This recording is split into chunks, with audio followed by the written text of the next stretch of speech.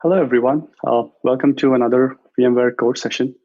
My name is Madhukar Krishna Rao, and today we'll be talking about the NSX-T Terraform policy modules and look at how you can deploy an entire three-tier topology, including routing, switching, firewall rules, configuring the virtual machines. You can do all of that using Terraform. So let's look at that. So a quick note on Terraform. It's, of course, an open source infrastructure as code tool. It's by HashiCorp. It's declarative in nature. It's cross-cloud. It's based on Go language. Of course, this is all just native Terraform features. But when we look at NSX-T, what NSX-T does is it creates a Terraform provider. It's developed by VMware. It's completely open source, but is also 100% supported by VMware. So you can still use it. If you have questions, you can always reach out to VMware for troubleshooting or any help. So the latest, the Terraform platform itself, the latest version is 0.12. And the provider version, the NSX-T provider version is 2.0. It's, of course, based on Golang SDK that we build automatically at every NSX build. It, of course, understands the underlying NSX-T infrastructure. It does the lifecycle maintenance of it. And yeah, it's the single point. It uses the SDK in the backend, which means it's the only point of contact with NSX-T. Again, a quick, I guess, a little bit deeper, brief, very, very brief intro on Terraform terminologies. So typically, you have three terms that you'll have to be familiar with: a provider, a data source, and a resource. So a provider is essentially what is managing the lifecycle, the connectivity, access to that system.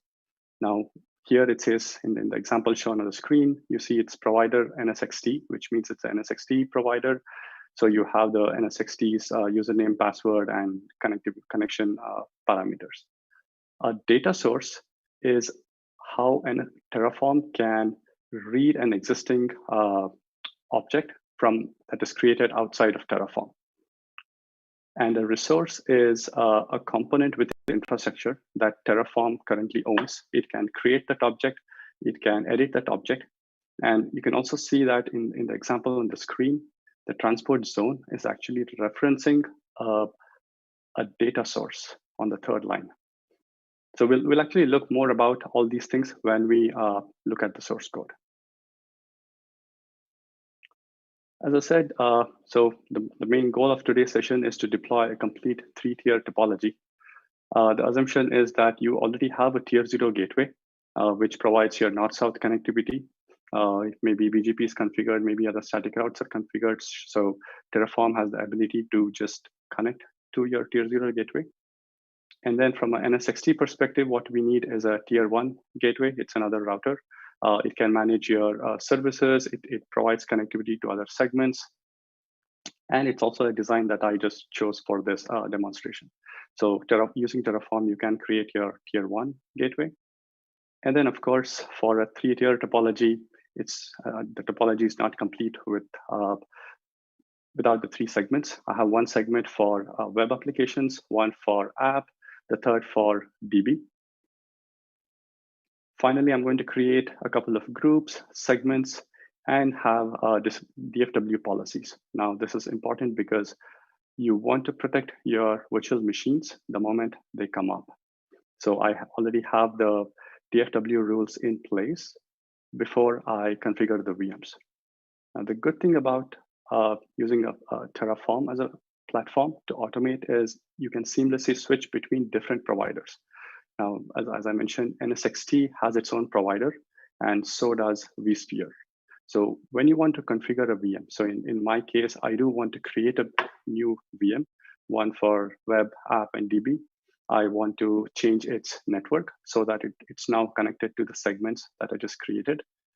For all of that, I need to be able to talk to vSphere and automate that part. So we'll see how to do that.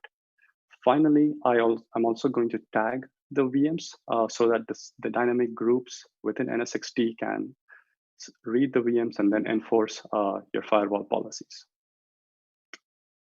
So let's quickly jump into the demo. Now, before I go into the demo, I wanted to show a few, the site, the terraform.io site.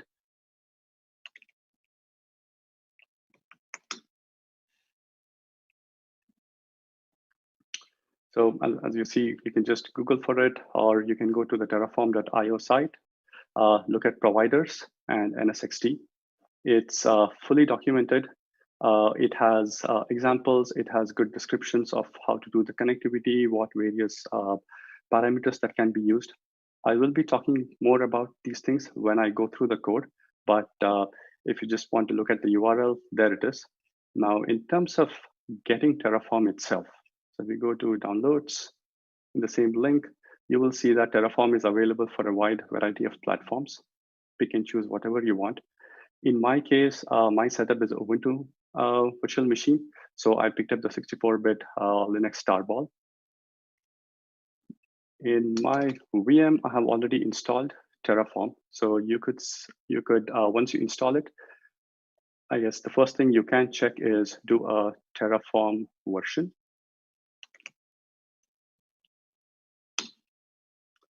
It tells me that the platform is version 0.12. That's the latest one. It also tells me that I am currently using two providers, one for NSX-T and one for vSphere. Now, if you're trying this out for the first time, and when you install Terraform and when you do a Terraform version command, you will not see the provider information. That's okay, because of course you don't have any config files in place. All of Terraform's configuration is essentially written in a .df file. So here you can see there is a main.df.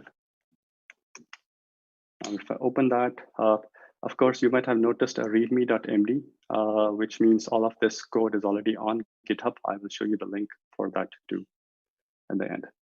Now, if I kind of walk through what this script does, right? It of course creates your tier one. In my case, of course, I want my 3 segments, but I also want Dhcp to be configured for the virtual machines that come up on that segment. So my Terraform code will also do it. It will create a bunch of groups with dynamic membership criteria. I say dynamic membership because when you tag a VM, NSX-T can figure that out. The group, the DFW rules uses groups, which is based on tags. We'll see how that works. I'm also using a couple of services like HTTP or MySQL services. I am creating Nat Rules. This is specific to my environment.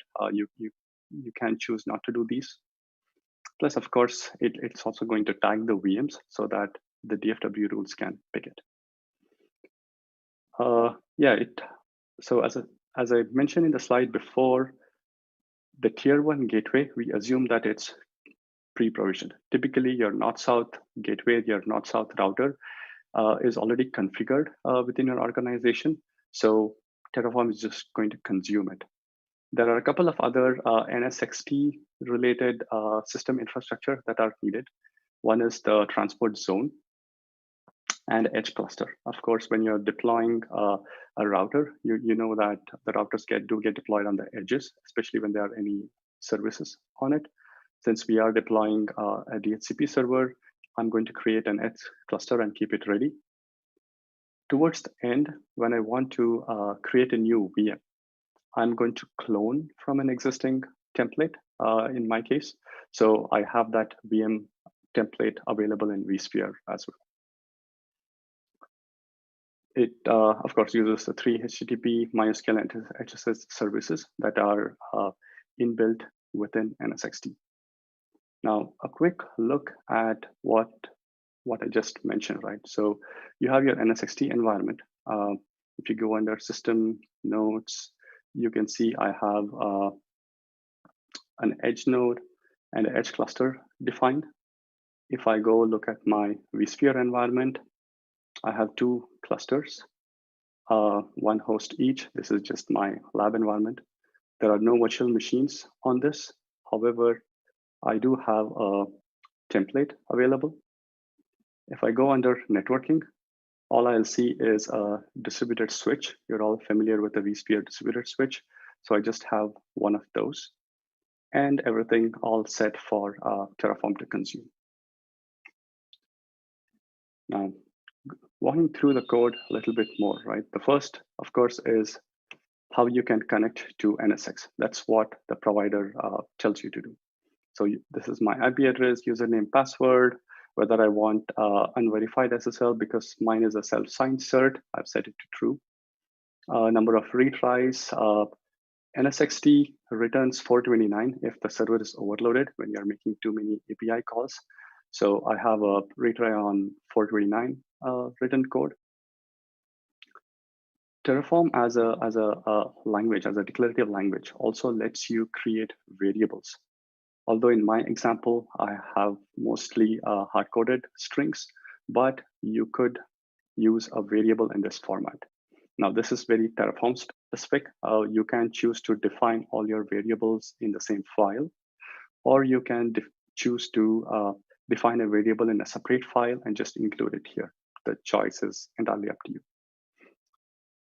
Now, now that we are starting with a tier 0 deployment, as I mentioned, we do want to create a few data sources to consume the existing edge cluster, the transport zone, and the tier 0 gateway.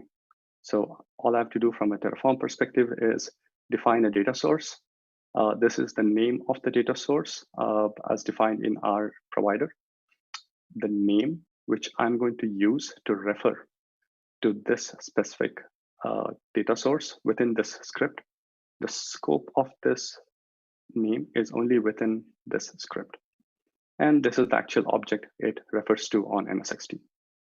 Similarly, I have for transport zones, a tier 0 gateway that is already pre-configured on my NSX-T. So the first thing I want to do is, of course, I want to define a tier 0 gateway, but I also want to define a Dhcp service. So I'm going to say a central Dhcp server that's going to be sitting on my tier 0 gateway. Let's say that's my topology. So from a Terraform perspective, when you want to convert that requirement into source code, it's extremely straightforward. You just define your resource, which is your tier 1 gateway, give it any name that you want. These are all different parameters that this specific object takes. Now, explanation of what these parameters are, whether they're applicable in your environment, the best way would be to actually look at the Terraform documentation available here. So if I go to the same resources, to the policy tier 1 gateway, you can see that it explains what each of those fields are, what are optional, what are mandatory. You can select them, you can give the right variables, you can use the right data based on your environment. But here you can see that because I want to configure my Dhcp server, I am referring to the resource that I just created. Now, I could have written this block of code anywhere else in the file. Terraform is good with figuring out the dependencies, so you don't have to worry too much about it. There is also ways to explicitly define a dependency. I will talk about that because I'm using that in my code as well. All right, so continuing with that, I want to, as a general principle, right, NSX-T allows you to tag almost any object within its domain. So it could be your tier 1s, it could be your virtual machines, it could be firewall rules.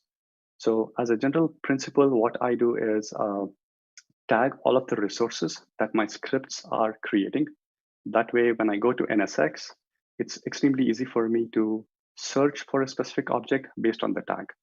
Plus, I will also know how many objects my scripts created. It will also help me differentiate between objects created through my script versus either some other script or through the UI itself. So in this case, I am tagging all of my objects created through Terraform using the tag and the scope defined above. I have a few advertisement rules. Again, this is specific to my environment. You're free to copy it out, copy and modify that and try it out. But yeah, make sure it conforms to your environment.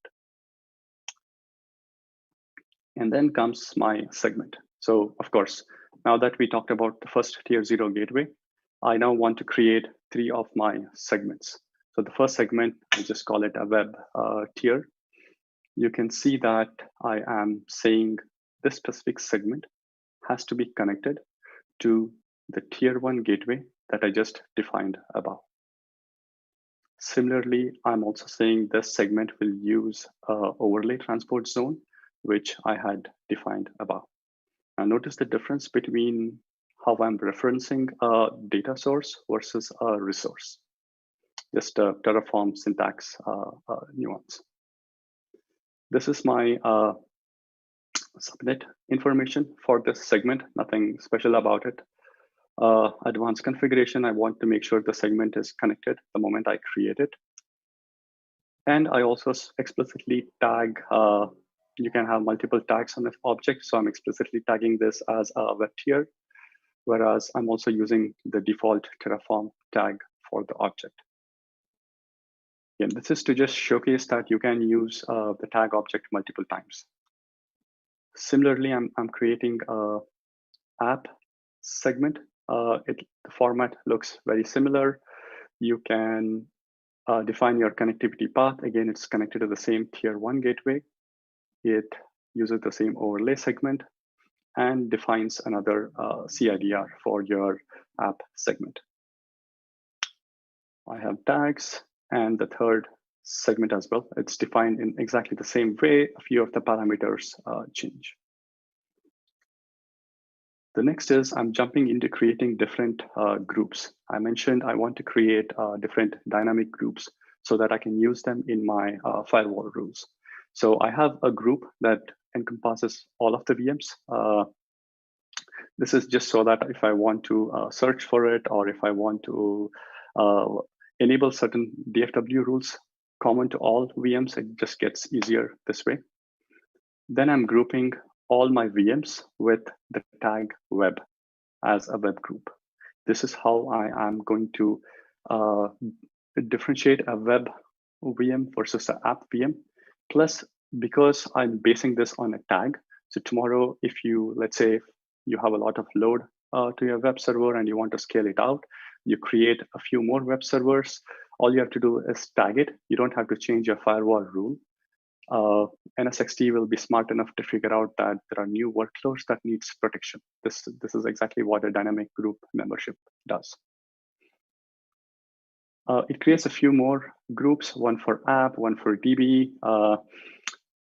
And again, as an example, these were dynamic groups based on tags, because the members for these groups are generated at runtime in a sense.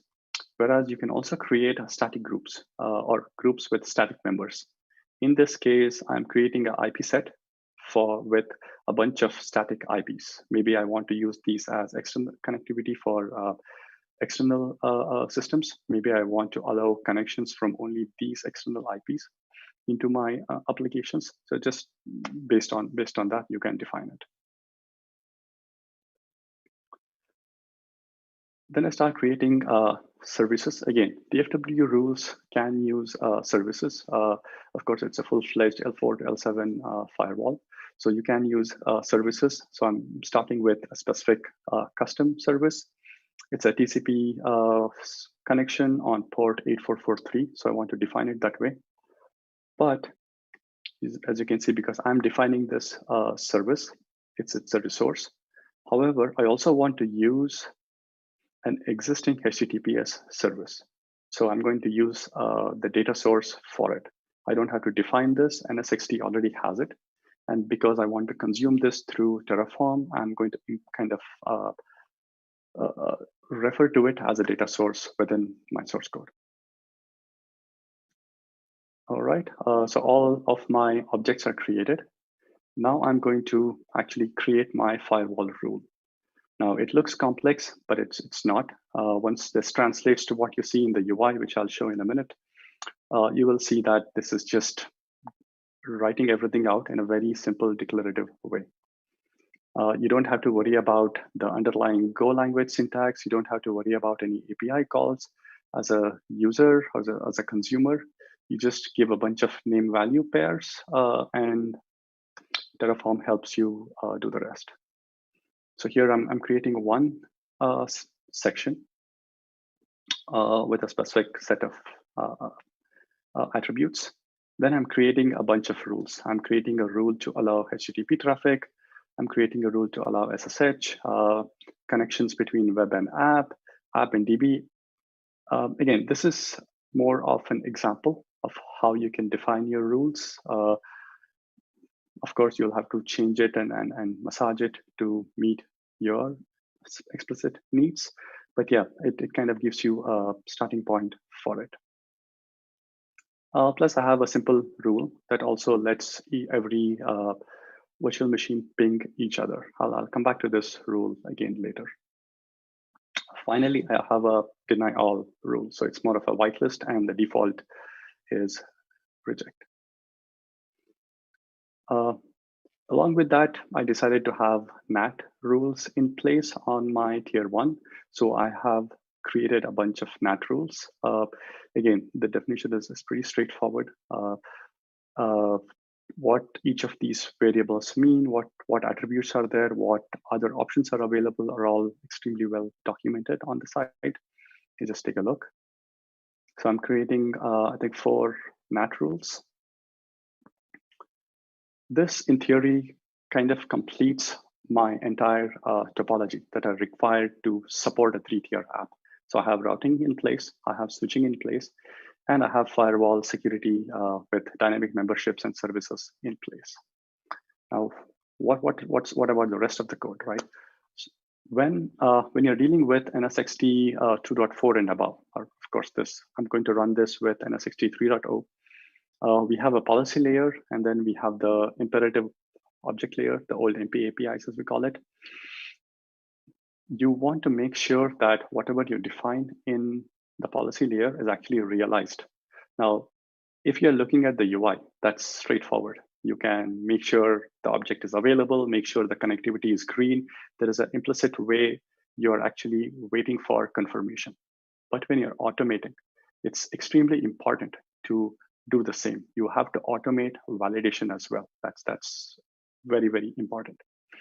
So what I have done, of course, there are other ways to do it, but what I have done with this specific example and these policy objects is that once I create the object, once I created the segment on the top, I want to make sure the segment has been realized. Now, why do I want to do this? As I mentioned, with the same script, I want to talk to both NSX-T and vSphere. I want to create the segment and immediately create a new virtual machine that's going to consume this, and then that's going to attach to this specific segment. So when I want to do that, I want to make sure, of course, segment is realized completely. So what I'm doing here is I am using a data source. It's for the segment realization. Again, I'm just naming it. And I'm saying that, hey, this is depending on the segment that I just created. Similarly, I'm doing for the web app. I'm also getting some information. This is, again, as an example. You don't, if you look at my GitHub repo, I'm not using this anywhere. I've just put it as an example. All right, that kind of concludes the NSX-T part of it.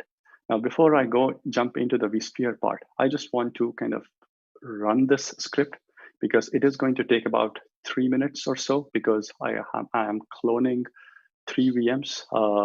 It has to power on, it has to get address from Dhcp, so it's going to take a few seconds here and there. So I want to kind of start the script and come back and talk more about what I do next. So let's say if you look at where we left off in terms of setting up your environment, you just downloaded your Terraform environment and you did a Terraform version to make sure everything was up to date. Now you went to GitHub and you got this source code, which is main.tf, checked out. Great. So what's next? The first thing you can do, and you have to do for the very first time, is do a Terraform init. Now, what this does is it scans through your config file in the current folder. It'll figure out what providers are needed. It will install it automatically for you. So you as a consumer don't have to worry about, oh, how do I get the NSX-T provider, or how do I get the vSphere provider, or any other provider for that matter. Just use it in your script or in your config file and do a Terraform init. And of course, you can do it multiple times. If there isn't any update needed, it'll automatically update it for you. If not, it'll just quickly scan through it, tell you everything is good. Now, Terraform as a platform also gives you another important thing, which is probably one of my favorite things about Terraform. It gives you the ability to look at your plan. Now, looking at the source code is one thing, but looking at exactly what objects are getting created is also interesting. So you can do a Terraform plan. It's going to scan through your config file, figure out what dependencies are there.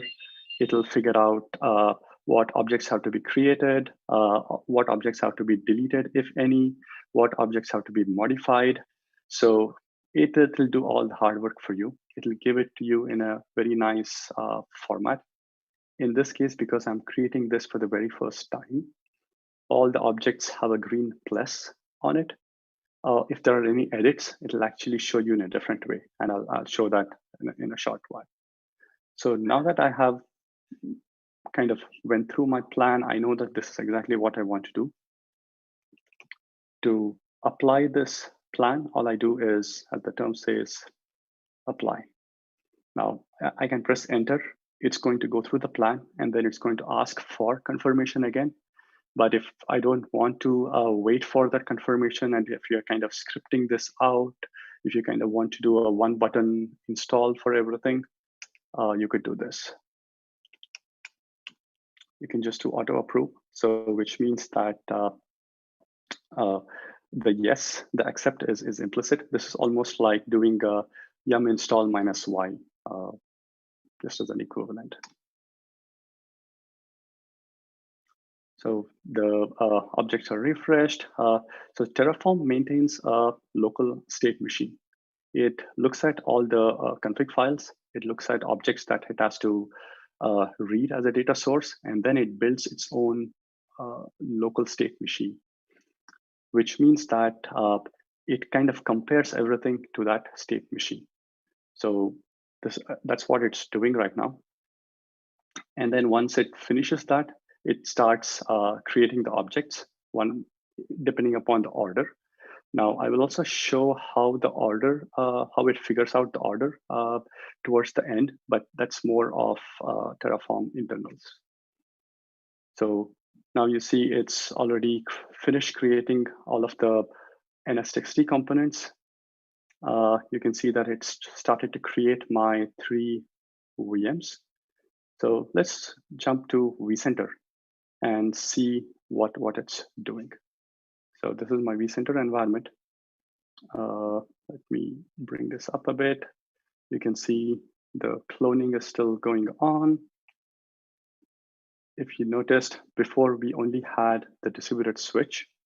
Because vCenter is integrated or is registered with NSX-T, every time a new segment comes up in NSX-T, the corresponding DVPG or the port group is created in NSX or in vSphere, sorry.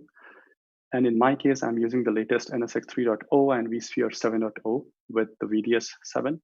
So the segment, the logical switch that it creates comes up as a regular distributed port group. It's no longer an opaque network. If I go look at my VMs, you can see the 3 VMs are being created using the base template. Looks like one of the VMs is already getting powered on. The other 2 are still waiting to be powered on. Now, if I come back and look at NSX-T, so the first thing that we asked Terraform to do was create a tier 0 gateway. Sorry, a tier 1 gateway. So this is the one that got created. Of course, the 3 segments, app, web, and DB, are already created and configured with the right CIDRs and DHCP ranges. You will also see that all the dynamic groups that I wanted have been defined. You can, of course, look at members, which I'll show as well. But before that, I want to show the firewalls. So remember, we created a distributed firewall with a bunch of rules. So this is where it is, and this is how it looks. So each of the specific rules can also be enabled, disabled. You can control this through Terraform, and I will actually do that for the ICMP rule. It also creates the default gateway firewall on the tier 1 router that I just created. In my case, because everything is controlled through through DFW, and I'm not doing anything at the north-south connectivity layer, I just have any allow for now. All right, going back to the code. So while we wait for, oh, there we go. The VMs are created.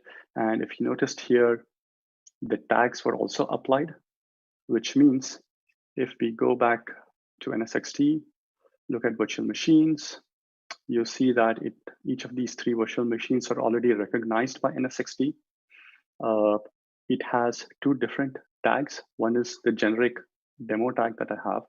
The second one is my web tag, which helps with DFW rule, which means if I go under groups and look at web VMs and look at members, you can see that my virtual machine is already part of that group. I didn't have to explicitly add this. If I remove the tag from the virtual machine, the membership here goes away.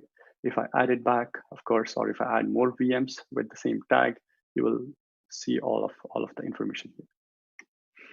So now the topology is ready. The VMs have been created. They have been powered on. And more importantly, let's check if the IP address has been assigned through DHCP. So simple vSphere operation, go look at the console.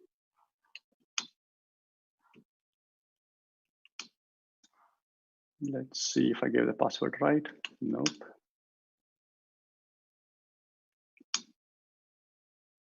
All right. And yep, it's got an IP address of 12.12.1.101 from the pool that I defined.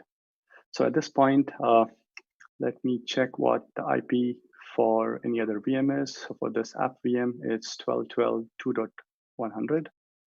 So let me ping that.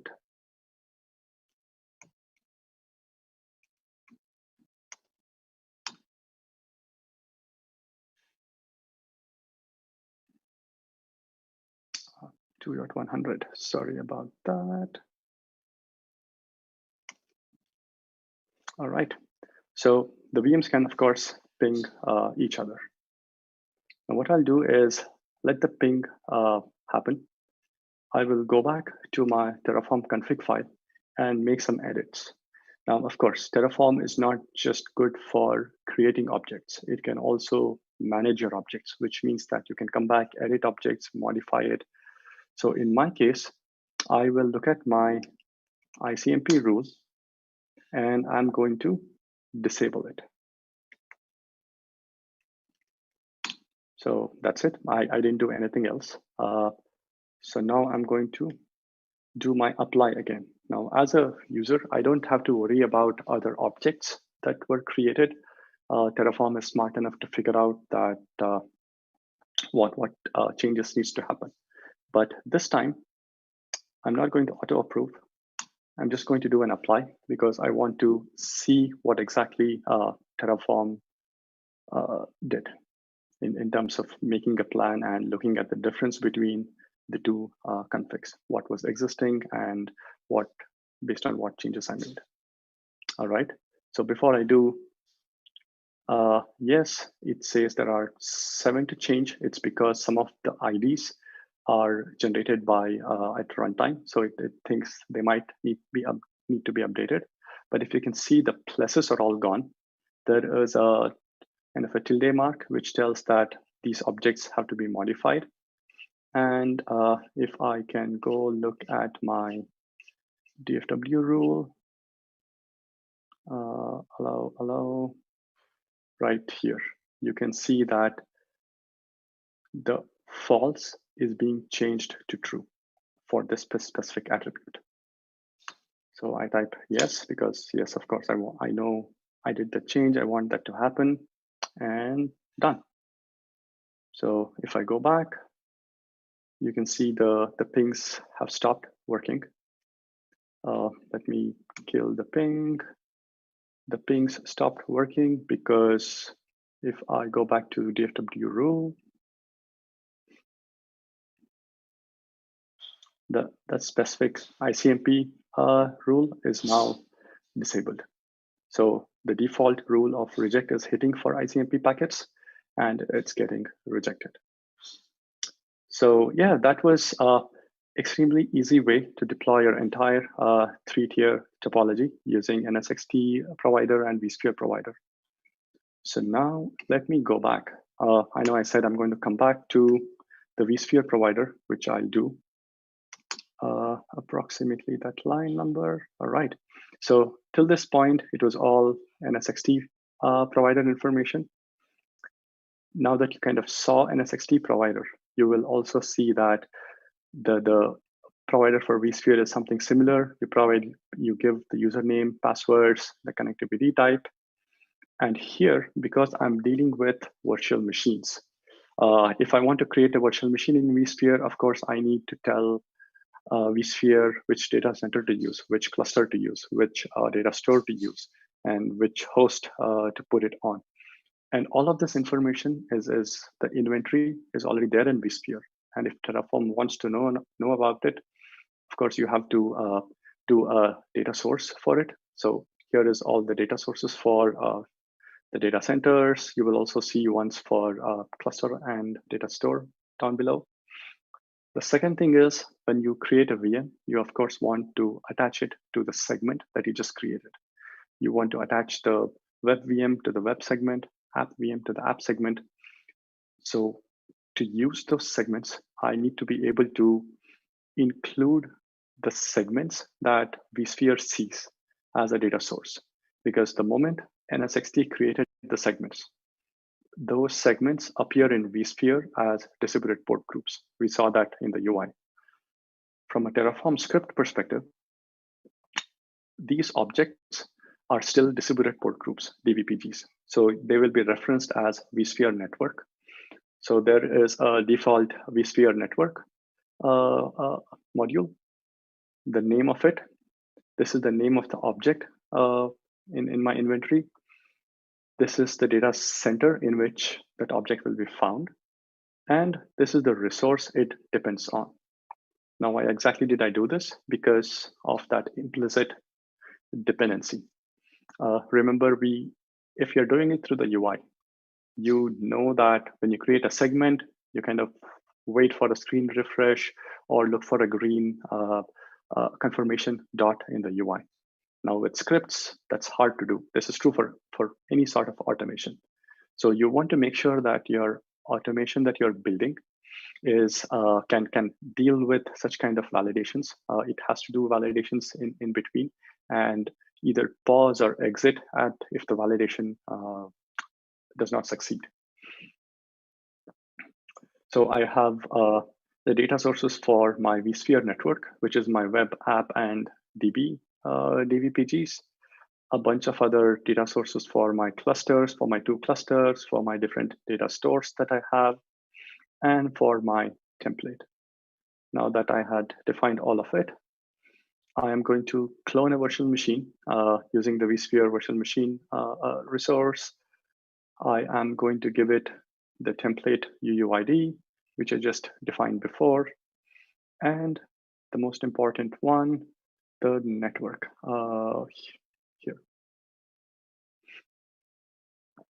Again, as you see, I am not referencing the NSX resource, NSX segment resource, but I am referencing or referring to the vSphere network itself. Once the VM is created, I of course want to tag it because that's how it gets included in the group membership. So I'm doing that. And I'm repeating this operation for my other VMs. Once I, of course, to tag it, I want to make sure that VM is available as an inventory in NSX-T. So I use a data source and then use that instance in my tagging. Similarly, for the app VM, I clone the app VM, then I tag it. And for DB, for the database VM. That's it. The script is now that you kind of walk through it, it's fairly straightforward. I know I said it's already available on GitHub. So let's look at that.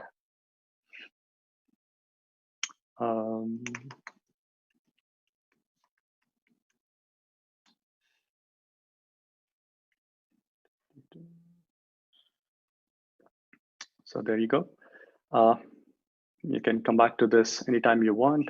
Feel free to fork it, contribute back to it. This is just my example for this specific demo. Now that said, I also said the entire NSX-T Terraform provider is open source, and it's supported, which means you can also contribute to it. So, of course, this is the official place from where you can get it. When I say official, it's because when we develop the NSX-T Terraform provider, we also get it certified through HashiCorp so that it's available in terraform.io site, which means you can do a Terraform init and install it. Now, what if you want the latest bleeding edge code? What if you want to contribute something, or you want to just check out what our engineers are working on? So that's easy.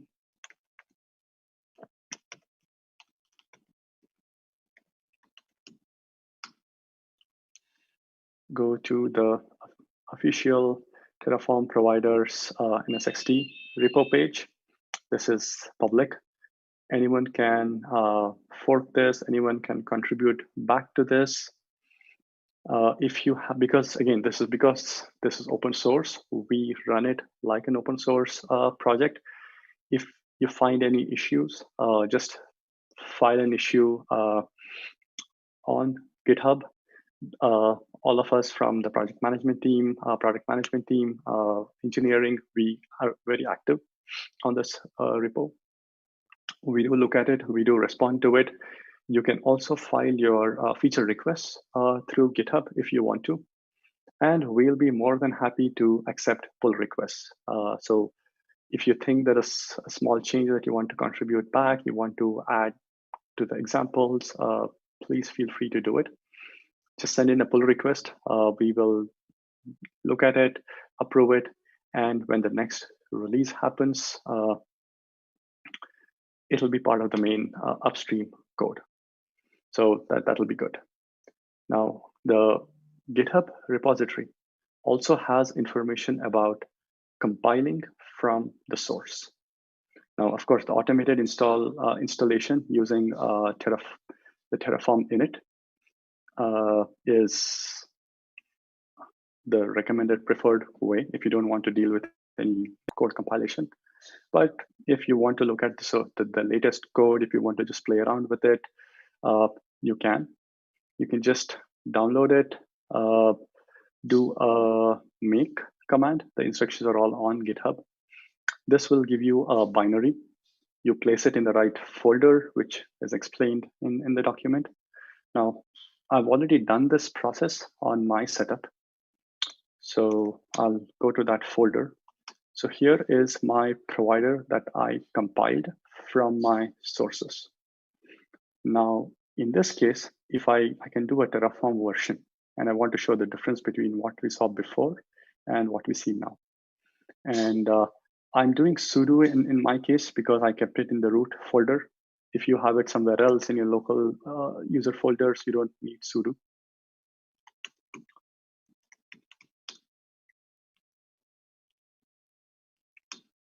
Okay, so you can still see it's the latest Terraform platform. However, the NSX-T comes up as unrevisioned because this is your local compiled version. You can also notice that the vSphere provider that I'm using here is a dot version old, because if I go back and do the version again, you can see this is version 1.8. So this is just Terraform letting you play with different versions just by changing your directory in a way, but it essentially comes down to which Terraform binary you're using. Now, that's not all Terraform can do. Now that we created a bunch of objects using Terraform, right, you can, of course, delete everything using Terraform destroy. I won't do that right now, but what I'll do is do a Terraform show. What this does is give you a dump of your entire topology or your entire config. It'll just show you what Terraform sees in its state. So it's another good way of keeping track of things. If you want to validate this, do a diff against something else from a previous version, probably a good way to do this. Now, the other pretty cool internal kind of small feature with Terraform is looking at its dependency structures. So for that, let me make sure I get the right command.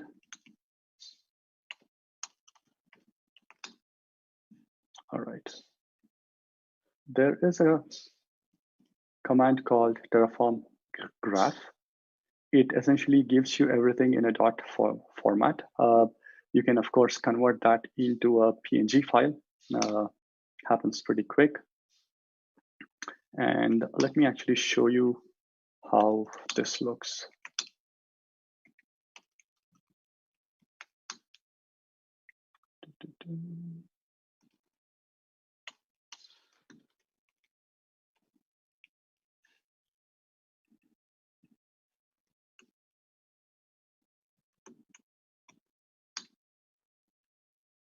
Of course. All right, so let me get out of the full screen mode here for a second. Go up here. Desktop and the file that I just copied over. So this is the graph that Terraform sees. It looks complex, but when you start looking at it, when you start to analyze it, you know that it's essentially building this based on your config file. So we know that we are using Terraform the vSphere provider.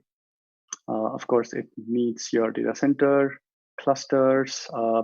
It will have your web DVPG. Now this DVPG will also depend on the NSX-T policy segment web, which is of course created by the NSX-T provider. So it's kind of interesting to look at this as well. All right, that was it.